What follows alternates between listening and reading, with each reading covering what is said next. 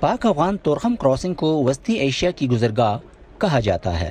دونوں ممالک کے درمیان 65% تجارت اسی گزرگاہ کے ذریعے ہوتی ہے، جبکہ باقی ماندہ تجارت چمن، انگور اڈا، خرلاچی اور غلام خان کی سرحدی گزرگاہوں کے ذریعے ہوتی ہے۔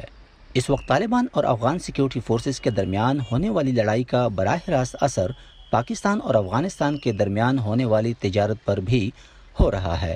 موجودہ حالات ایسا ہے کہ نہ ہونے کے برابر ہے، کیونکہ افغانستان میں پہلا جو نیٹو کا جو امریکہ اور یورپ ملکوں کا جتنا آرمی تھا تو اس کے ساتھ ہمارا جو سپلائی بہت زیادہ چل رہا تھا۔ ابھی نیٹو بھی نکل گیا۔ دوسری بات یہ اس حالات بھی میں اتنا خراب ہو گیا کہ اس کے ساتھ ہمارا جو جتنا ٹرانسپورٹر ہے، مثال کے طور پر ہمارا 800 گاڑی جاتا تھا، ابھی جو ہے زیادہ سے زیادہ 200 گاڑی جاتا تھا۔ تو اس وجہ سے ہمارا گاڑی جو ہے تو ہمارا ٹرانسپورٹ کا جتنا دھندا ہے ابھی اتنا ہے کہ بس سمجھو کہ 30% رہ گیا۔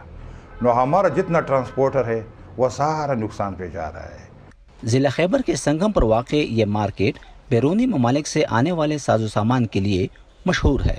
یہاں روزانہ کروڑوں روپے کا لین دین ہوتا تھا، تاہم گزشتہ چند ماہ میں خرید و فروخت میں نمایاں کمی دیکھنے میں آئی ہے۔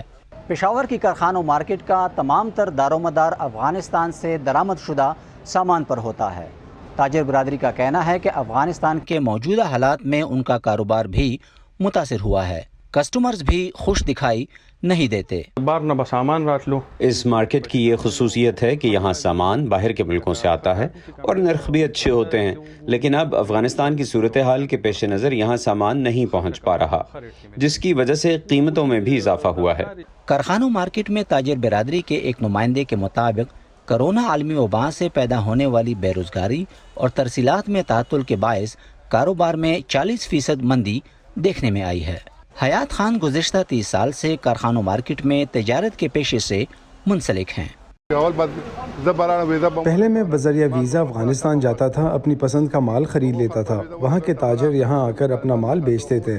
اب دونوں اطراف کے لوگ آر پار نہیں جا سکتے ہیں، جس کا کاروبار پر براہ راست اثر پڑا۔ اب وہاں سے مال نہیں آ رہا ہے۔ بارڈر کی بندش کی وجہ سے کارخانوں مارکیٹ کا کاروبار مکمل طور پر بند ہے۔ خیبر ٹرانسپورٹ یونین کے صدر حاجی شاکر افریدی کا کہنا ہے کہ پاکستان اور افغانستان کے درمیان تجارت کا دار و مدار افغانستان میں قیام امن پر منحصر ہے۔ افغانستان میں امن قائم ہونے کی صورت میں ان کی ٹرانسپورٹ کا دائرہ کار وسطی ایشیائی ممالک تک پھیل سکتا ہے، اور یوں نہ صرف افغانستان بلکہ خطے کی تجارت میں بھی ترقی ہو سکے گی۔